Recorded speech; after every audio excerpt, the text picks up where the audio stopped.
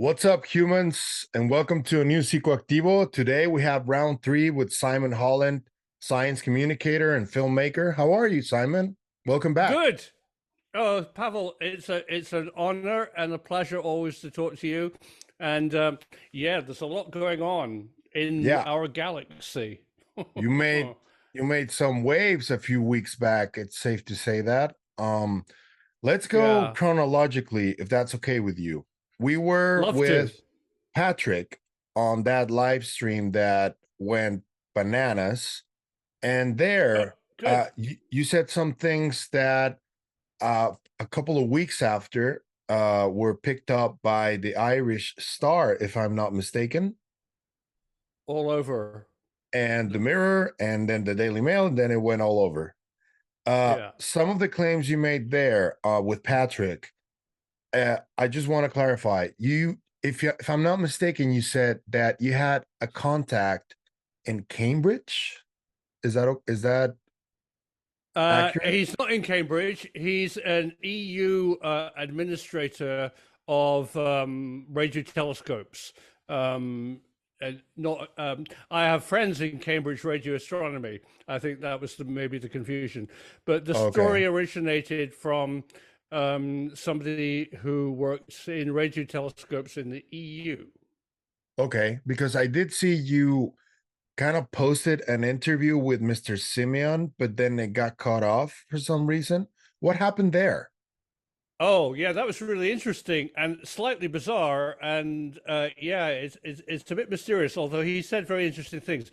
So I, through a contact, I was introduced to Dr. Andrew Simeon, who's the principal investigator at Breakthrough Listen, and I went through their Oxford, England headquarters, spoke to his assistant, and he set up a meeting with Andrew and I in about 10 days. So I had a long time to wait. I sent him questions. I told him I was interested in Breakthrough Listen and looking for technological signatures of ET. And he came on. He was in Berkeley in California, or in somewhere in the California area, and he said to me, "Oh, do you mind not recording this?" I went, "Oh, that was the whole point, Andrew." And he went, "No, I just wanted to chat to you." So I took copious notes, and I really pressed him. I mean, we talked a lot about the first signal that he found, BLC1, and its history. And the main thing that Dr. Simeon said to me when I really put him on the spot about, is it an alien extraterrestrial signal? He said it's too low to say it is, but, and people really aren't quoting me on this, but Dr. Andrew Simeon said to me, but we are still looking at it. We're still interested in it. It's not gone away. You have to remember the history of it is it was a candidate. Breakthrough Listen didn't name it as a candidate. These candidates came from SETI at home, and Breakthrough Listen, when they put money into buying radio telescope time, looked at the candidates, and they cherry picked the first candidate, which was 4 light years away, local system. If there is a signal, it's going to be close enough to hear, maybe. And they went for these at least 5, if not more, candidates. And so BLC, Breakthrough Listen Candidate 1, is this first one they found. But they didn't confirm that it's real. They confirmed that they had a signal. Let's not forget that. It was a candidate found because there is a signal. They looked at it and confirmed there is a signal. But the signal, it's not aliens saying hello. It's the buzz, maybe. I don't know. I don't have a radio telescope. What the theory is, it's the buzz of a technological civilization that proves that they have a technology because they're using the electromagnetic spectrum. It might be rocks rubbing together. We don't really know, but they need to get more details on it. But he definitely confirmed that although their initial sighting of it with the Parkes Radio Telescope in Australia was inconclusive. It was so low that it could be interference, and I said that, I accept that.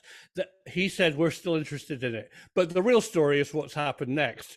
You know, beyond Breakthrough Listen, other people, China, Russia, and EU, are in the 4 years since the Breakthrough Listen reports dismissing it, work has gone on, and that's, you know, that's the real nub of my story. Okay. Um, I guess what happened with the tabloids, with the Irish Star and the Mirror, I Yeah, think they misquoted you, didn't they? yeah, On a yeah. few It was things. incredibly. I was interviewed by a very good journalist from the Mirror, who's a freelance science journalist. He was great. I really, and we talked for, you know, I don't know, half an hour or something. And but when the story came out, it was, you know, NASA Professor Simon says disclosure next week. I really never said that. I said, you know, I said it could be, we need more data, and as soon as that data is confirmed, the, you know, a confirmation that we are hearing something, picking up a signal which is interesting, could come at any time, and that got changed into the newspapers. I say it's next week. Well, I didn't actually say that. It was, and then they didn't really take the whole story through. The real interesting story, Pavel, is how it was originally found by SETI at home. The candidates were passed on. Yuri Milner financed Breakthrough Listen with $100 million of telescope time. They looked at the candidates. They didn't find anything. And now the third part of the story, 3 parts, is today, in the last 4 years, the EU has thrown money at doing this networking, multiplex networking of radio telescopes. But nobody in the EU are brave enough to come out yet. And I think there's some reasons why not. There seems to be a reluctance to say you know, we're still looking at it and we found something. I think Breakthrough Listen really want to do that because, you know, Milner and Zuckerberg, if he's involved in Breakthrough Listen, I think, you know, wants the publicity, and they wanted to say we found ET.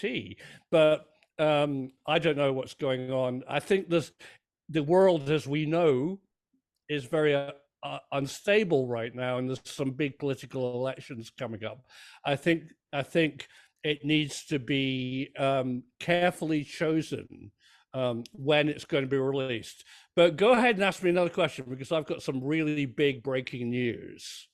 Okay. I guess what I'm trying to do here, because I know that the news that you Yeah, just talked about, but I am a media analyst. And as a media analyst, I got to ask questions about the minutia and the details of good. how the reporting came about. And Yeah, yeah. did you follow up with them after you saw that you were like kind of misquoted?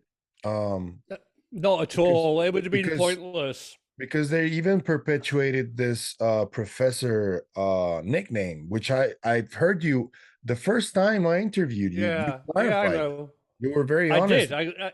Yeah, exactly. I taught at a university. I'm a BA honors graduate. I my background is in media. Yeah. You know, and if you look up the definition of professor, I mean, here in France, school teachers are professors, Monsieur Professor. Yeah, and But Mexico too. yeah, yeah. In lots of countries of the world, it seems only Brits who are very into the Lord and Lady and Sir and Madam kind of, they get really upset. And also they get it wrong. They assume that a professor is only a professor of science. I'm a filmmaker. I've worked in broadcast television for 40 years. I did teach at a university, and professor is a nickname. Get over it. Yeah, exactly. Oh, I'm uh, so fed up with it. yeah, I know. And I think it's kind of unfair that people keep dragging onto it.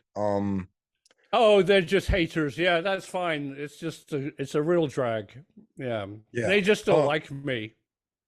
I don't think there's a reason for that. You've always been like pretty straightforward and actually quite Yeah, affable. to be around. So I don't know why they react that way. No, I think if I don't know either. I think there is I think we discussed it before. There's a certain aggression in the UFO community, and I've never been part of those kind of subreddit chat discussion groups, but occasionally I'll go on them because somebody wants me to read something or they get pointed that way.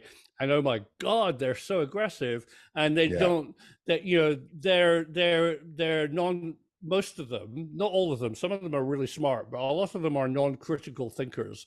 So they and of course they want to believe it's all true, and I don't. And also the whole term of of disclosure drives me bonkers. I can't even think of the word because it's so annoying to me because governments and military will not disclose anything. We want confirmation. We want you, Pavel. We want social media science. We want scientists to confirm what we know is out there. UAP are real. How many times do I have to say that? I mean, I completely know they are. I know people who've seen them. I know people who have been affected by them. I know UAP are being studied and have been weaponized. So Yeah. they're definitely real. So UFO community get over bugging people who are actually doing, like you, Pavel, like me, and like people who are looking at science. We're actually going to be the ones who prove it to you because you're never going to hear it from your government. Yeah, and I do want to ask you about that specifically, what you just talked about, Good. because initially, when I started looking at your channel, your very first videos, you did seem Yeah. a bit more skeptical about UAP, Oh. and then you had like a change of perspective, you could call it that. Aha. I think that that happened after you met Mr. John Burroughs, because Yep. uh, Yep. what was that change of perspective like for you? I want to know.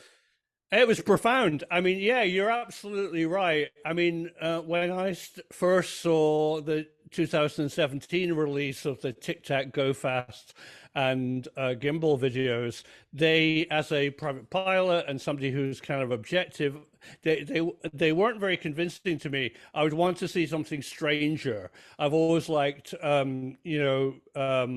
the highly strange, the metallic object at flight levels with red and green lights is an aeroplane, in my opinion. So, real aliens, really, real physics is going to be extremely strange.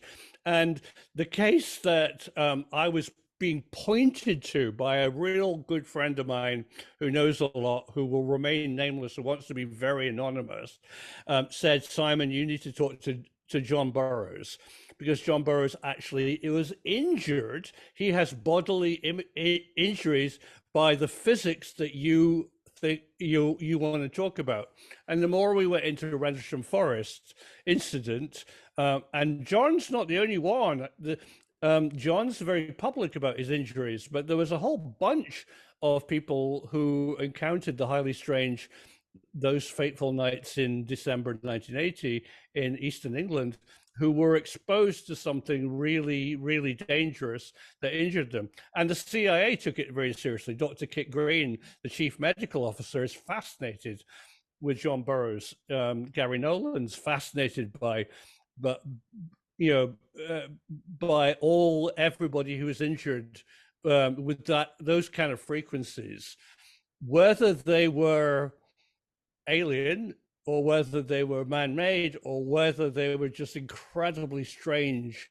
I haven't come to a conclusion, but I definitely know he was injured by a unknown anomalous phenomenon. So Yeah. that changed my thinking. I mean, he's completely convincing.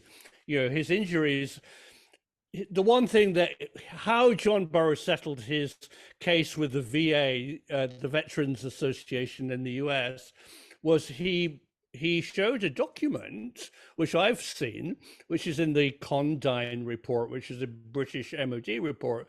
There is a lookup table where you can look up human injuries and correspond it to the relevant frequencies. So, in a hospital environment, with radiology, you can be injured by X-rays or other types of ionizing radiation. Well, they've done a thing, and John's injuries are totally correspondent to some very high frequencies that could only exist in advanced military science, maybe because it was that kind of era, or something which is very strange physics. And we still don't know what he was exposed to, but we do know what frequencies he was exposed to. Um, Talking about physics, yesterday, I don't know if you noticed, Danny Sheehan had the World Disclosure Day event, and Yeah. a colonel, Carl Nell, his name is, he Oh, yeah. spoke about these new physics and about the Alcubierre warp drive theory. And yeah. he basically came out claiming that faster than light travel is possible and real. Oh, yeah. And this is a Well, colonel. This is a colonel who yeah, should yeah. know It's about definitely, these it's things. definitely, no, he does know about it. And there's been so much work and money spent. I mean, I interviewed Jet Sarfati, who's, big exponent of faster than light and warp drive technology. I mean, he worked in for the CIA doing a report on that very technology way back, I think, in the late 70s, early 80s. So they were asking him questions about that.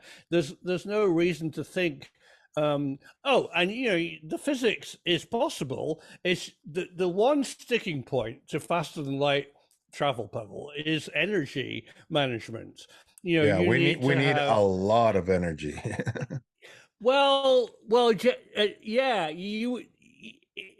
traditionally you would to be able to. I mean, the concept is great. Space, time, and gravity are all this triangle, like the fire triangle. And if you alter gravity, you can bend space, so you're altering time. But to alter gravity, you need a vast amount of mass, and that's his energy. But Jack Sarfati's very difficult to understand point, I have to say that, but he's quite convincing, and he's done the physics, is that you don't need that much energy if you're working at a quantum level. So you can control gravity, and then if you can control gravity, you're warping space and time by a small amount of energy, but at the quantum level. Now, he's not a practical physicist. He's worked that out as equations. Whether that's been done, I keep asking him, Jack, who's working on that? And his answer to me always is, they're idiots. They don't know anything. They don't know my physics. They don't understand, only I know how it works. And he Classic doesn't actually, Jack. it's classic Jack. There's nobody smart enough to build my idea. And maybe he's right. I don't know. Maybe it's impossible. I don't know. But that's Jack. Yeah. Yeah, I've talked to him, and I'm following a Right. different case where Okay. he met a Mexican scientist that I am who Ah. disappeared in the 90s, and I am following Oh the yeah, case. yeah, sure. You mentioned that, right? Yeah. Cool. Cool. But I want to ask you about this breaking news. What's going on? Well, okay. The new breaking news. All right. I'm going to do a film about it tomorrow, but I'm more than happy to preview it with you. Thank Um, you. oh, you're very welcome. So, excuse me. So, how much of this is actually true? I mean, are we on the cusp of actually finding that we're not alone in the universe? Well, the breaking news is that the Vatican and the Catholic Church have updated their advice to bishops, and their advice covers all things. It's a really good paper. I'm going to read extracts from it in my film, and it's about It's about what is the Catholic Church's position if we find that we are not the only creature in the universe. And their position, just to tell you, is that the Pope and the Catholic Church now accept that God could have created other creatures, and we should accept other beings as part of a universe created by the same God that they like in their religion. I'm not How Catholic. recent is this? I think it's really recent. I just saw it last week. I will put a date on when it was published, but it certainly was. I found it as a update to a previous doctrine by the Vatican on alien They and did a press other conference contexts. on supernatural phenomena like earlier this year. Do you remember that? I don't. It could be dating from that, or it could have come after that. That might have been the press conference. Yeah, I've read their report, and it's not just about aliens. It's about anything supernatural. Yeah. Their only guidance, which I find quite strange, but I can see their position, is that they're very worried that people will think aliens or supernatural occurrences are demonic, and they want to steer their bishops, who are their ambassadors in the community. They want to steer them away and discourage people of thinking that a non-human would be a demon when they're not. What the Vatican is saying is they might not be demons. We should be very Wow. careful. That's what they're saying in the report. That's pretty huge because we know the Vatican historically has been somewhat involved that we're not sure Yeah, how involved they've been, but we've heard David Grush talking about the 1933 UFO crash in Italy in Magenta, right. and the Uh-huh. Vatican was deeply involved in that when Mussolini was in Sure, power. So sure. they know something for sure, and they have a lot of documentation and ancient Mm, scripture saved in their mm. vaults where they potentially have information about that they won't share. So I that think so. Yeah, this is pretty yeah. big news. I, Wow. I they've also I have great friends in Rome, and they happen to live quite near, not the Vatican, although that would be good to pop in for a pizza. Probably not invited, but but, but they live right next door to the Vatican Observatory. So the Vatican actually has a telescope. I mean, they're obviously interested in astronomical events. I mean, Easter is an astronomical event. It's a movable feast. The date of Easter is set by astronomers. Have you read No. Professor Diana Pasolka's books? She Oh talks yeah, I about know who that. she. I haven't. Yeah. Oh, good, good, good. I haven't read the books, but I'm. I think that's always hysterical for a religion that traditionally, but I don't think they are anymore. But traditionally, was anti the idea that even the Earth rotated round the sun. The Earth was the center of the universe. But I think today they're quite open minded. Yeah, and they have a quite the science Yeah. laboratory too. So I think they're, so. they're very Yeah, knowledgeable. Yeah, yeah. I bet. But there's some more news. There's a second bit to this. Okay. Um, right, and this is I can the Vatican thing probably might have coincided with that press conference. So I don't know the date of, but I do know the date of the next bit. Is that in the UK, the Department of Trade, Industry and Science and Technology, I think they're called DIST, they're a Whitehall government advisory department, have issued a paper to the Keir Starmer Labour government that's currently in power, a brand new statement called Contact with ET, and they've gone through all the different types of things, and they're looking. It's a really amazing document. They go through all the different types of contact that we might prove, including technological signatures. They mentioned that. I was very pleased. But they also mention biological signatures, and they specifically think that a group in Cambridge has found very good evidence of methane and carbon dioxide in a exoplanet from the James Webb Telescope that was found last year sometime. So they mention that in detail, but then they go on and saying, how can Britain exploit the aliens? I was going, whoa, really? You want to do that? I mean, there might be technological advantages. They're advising government whether, there could be research or who knows what when we speak to aliens. Right, okay.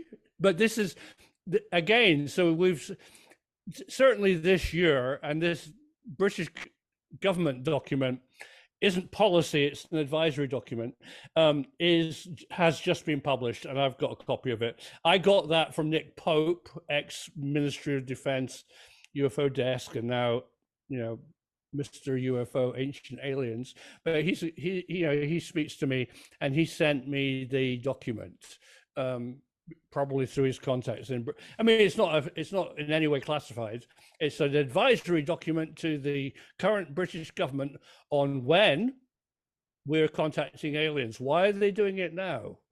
Yeah, I think there's like a trend happening right now in many countries where they are Yeah, publishing these types of yeah, like guides for people to yeah. follow. Recently, about a month ago or so, it was known that there's a guide of how to report UAP for law enforcement in the US. Oh, that's right. Yeah, I read that. Yeah, So that's very interesting that it is happening in multiple yeah. countries, something similar, as if they were Portuguese. Yeah. getting ready for something, right? Oh, definitely. I spoke to somebody who worked with a Portuguese MEP, member of European Parliament, who's in the aviation industry, and the EU. He wants the EU to introduce a law that could have open disclosure from pilots when they see strange things, because that currently doesn't exist at a European level. It does exist in France. It probably doesn't exist in Britain, and I know the US are talking about that. It's become slightly destigmatized, but he's pressing for that. So yeah, there's a lot going on. I really like the British government report because it doesn't, and I think I'm getting a lot of pressure from people saying, the disclosure will be a technological signature. I now don't think it necessarily will be. I think it will be a combination of multiple technological signatures, others that I don't know about, that people are obviously studying, and a biological signature, which is going to come from the James Webb. So I think we're going to get a whole bunch of large amounts of evidence. You can even get a technological signature from the James Webb. I didn't realize this, but you can, if you can find in a planet's atmosphere chemicals which don't exist naturally, it must have been made by something. Who knows? Obviously, life type chemicals like methane and carbon dioxide are probably produced by life in an ocean, but there's odd chemicals which don't exist naturally.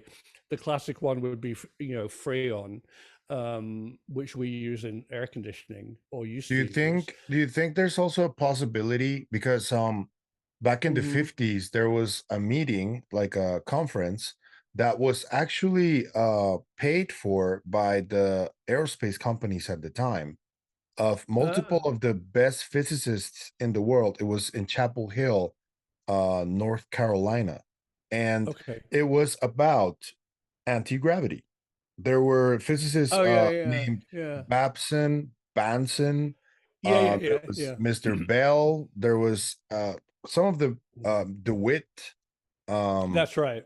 That's right. There were many of them. And I think that at the same time, Thomas Townsend Brown was also Uh, making some interesting developments in terms of what he believed it was anti-gravity. And even there's a story that Jesse Michaels recently published where he talks about Townsend Brown's daughter told him Yeah. that Edward Teller saw the experiments and he was like, I don't know how Townsend Brown is doing this. And do you think there's a Oh, yeah, I possibility heard that that. us as humanity did crack something in the 50s and it became the deepest, darkest secret because it was new Mhm. physics again, less than a decade after the atom. Do you think that may be possible or not? Yeah, and Pavel, you just put your finger on it, mate. The reason that it was happening, I think, in the 1950s was because physics, the blackboard equation E equals mc squared, which led to a bomb, a practical weapon that exploded, sadly, was the key that the military wanted for the future. They wanted this. They wanted this unknown physics. Uh, to become weaponized. And so the amount of money and time being spent on the exotic physics, um, was enormous. And at the same time, radar was being incredibly advanced. I mean, it's way more advanced. Radar isn't just finding blips on the screen. It's really advanced stuff. Stealth technology, meta materials, and obviously early days of anti-gravity. I've really looked into anti-gravity, and I think it's slightly misleading. I think nobody's really understood that gravity isn't a force. Gravity is a byproduct of bent space. So to really make something have gravity have an effect, you have to alter space and time, and those two will alter the third point, which is gravity.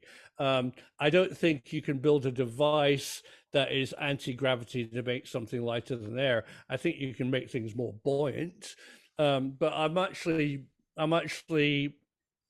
think I understand the physics of that triangle of space, time, and gravity. Uh, and I heard from somebody who works for British Aerospace, Ron Evans, who worked with on Project Green Glow, which was an anti-gravity um, research project in the 1980s, and he said, "Forget gravity. We're looking at bending space." I went, okay, well, that makes sense. Thanks, Uh, Ron. They So, call it anti-gravity or gravity manipulation, just like it's like a nickname, yes, right? It's not it's really a that. nickname. Yeah, yeah, They're yeah. not doing that. They're doing something else. Do you I mean, think if you this can, could be possible, a possible precursor of potentially time manipulation? oh yeah, yeah, yeah. I mean, that's what I get. Certainly, John Burroughs mentions things that he saw in the Air Force that he really maybe couldn't go into great details about. But he says that the one field that he got the impression that people were messing with, deployed messing with, but in a very exotic, very, very limited sense, because it used a lot of technicians, a lot of money, and it was kind of flaky. But if they had to, there was possibly a time dilation device, and he specifically mentions Hal Puthoff, who's working on in a corporation in Illinois, who are trying to modify the time signature of tanks.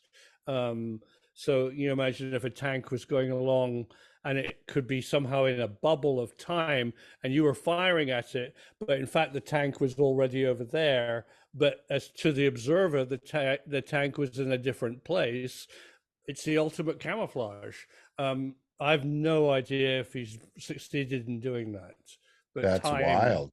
That's wild. yeah, yeah. So money's been spent on looking at it. I definitely know that. Yeah, and I've been trying to get to talk to Dr. Putoff, but I get Oh the yeah, sense that maybe he signed some NDAs yeah. or something and he won't talk about any of that. Maybe he's I think still it's under even deeper contract. than. Yeah, I think it's contracts. I mean, I think basically, he is very smart. He's run a lot of companies. He's got enormous grants over the years, probably, I don't know, to look at weird stuff. Is he just going to talk about it openly? No, it's like No. disclosure. There's no way he's going to talk about it. It's highly classified. And this is where And the uh, weaponization of physics comes to play, right? Which I think it's totally. pretty unfair for the rest of humanity because they're just doing it for the government, not for people. Oh, there's Potentially no life right. altering physics that could change the world, and they're using it for weapons. Totally. I mean, we could have, as we have all signed up, your country, my country, most countries in the world, not all of them, have signed up for this energy transition to move to a lower carbon future.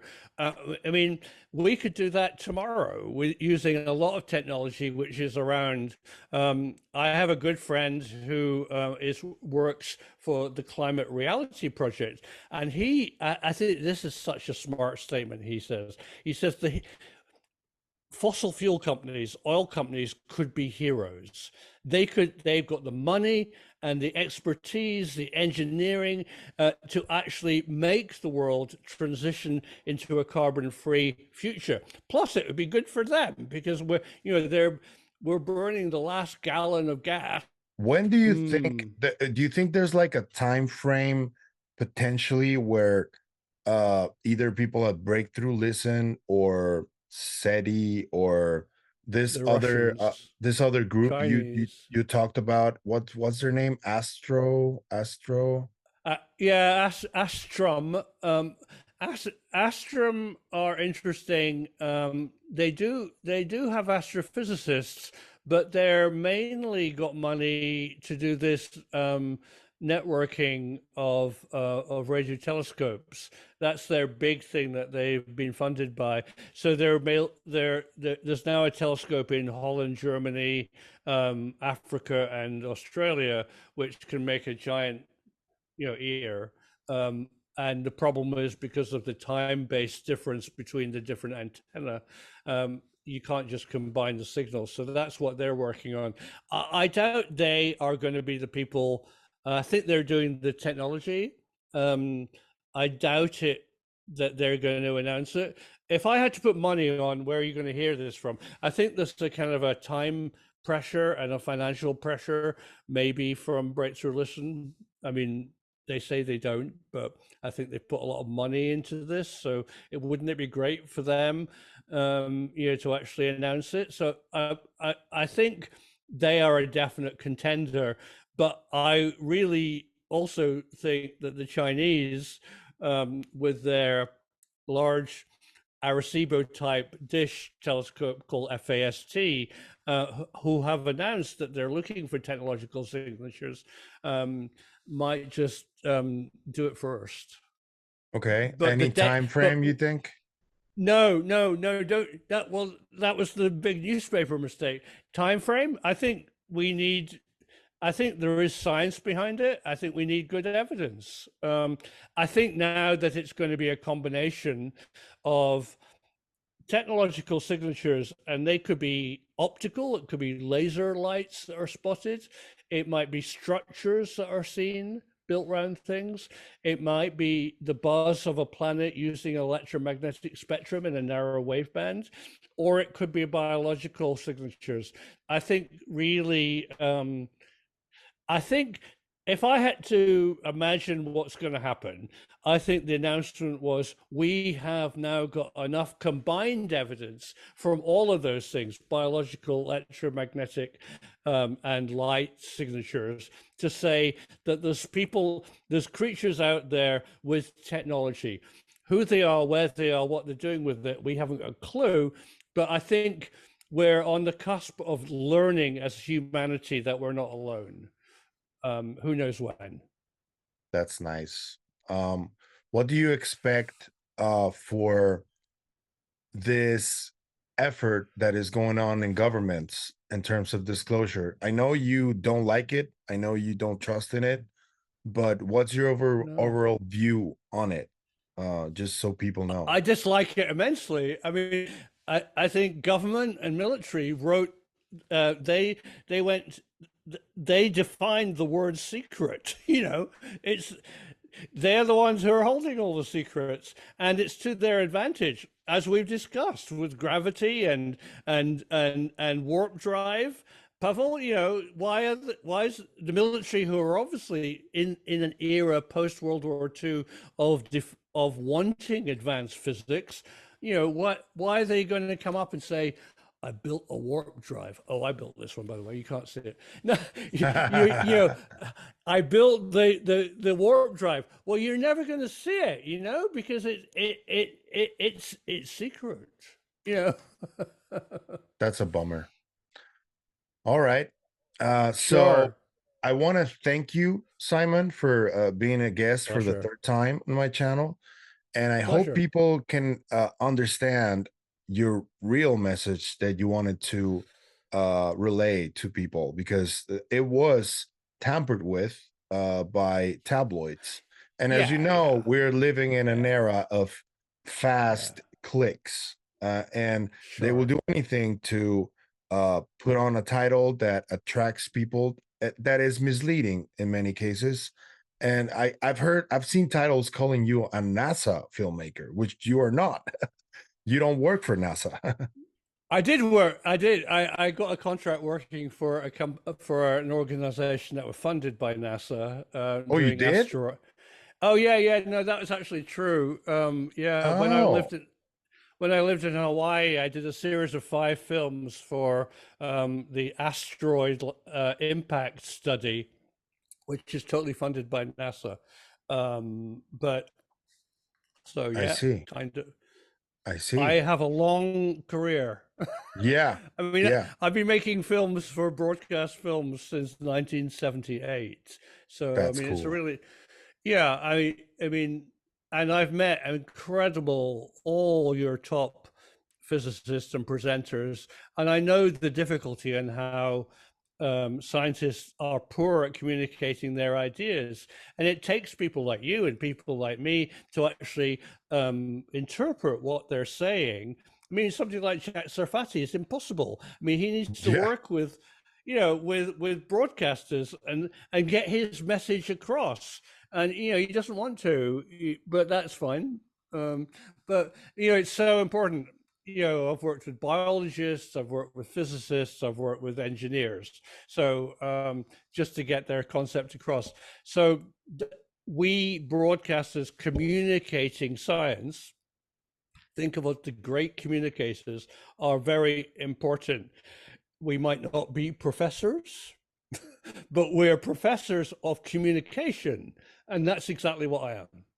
Yeah. That's perfect. It's a great way to end this. Again, I want to thank you, and I hope you can Great. return sometime when there's some Sure. news. If you want to Sure. reach out to me and you want to share something, Oh, I'm yeah.